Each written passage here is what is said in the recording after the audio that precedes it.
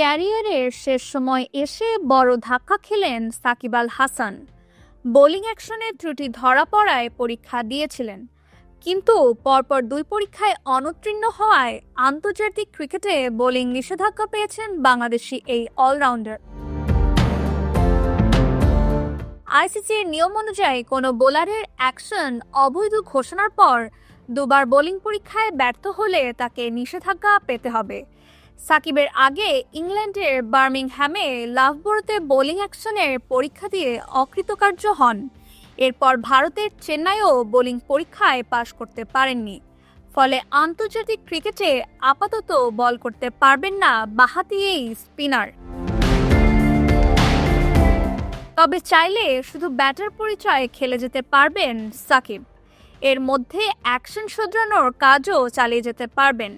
Action ঠিক হলে যদি পরীক্ষায় পাশ করেন তবে এই বোলিং নিষেধাজ্ঞা কাটবে তার। ভারতের চেন্নাইতে আইসিসি অনুমোদিত শ্রী রামচন্দ্র বিশ্ববিদ্যালয়ের বায়োমেকানিক্স ল্যাবে বোলিং অ্যাকশন পরীক্ষা দিয়েছিলেন সাকিব। সেই পরীক্ষাও ব্যর্থ হয়েছেন তিনি। উল্লেখ্য, কাউন্টি খেলতে গিয়ে ওয়েলস ক্রিকেট বোর্ডের সন্দেহের মুখে পড়েন সাকিব।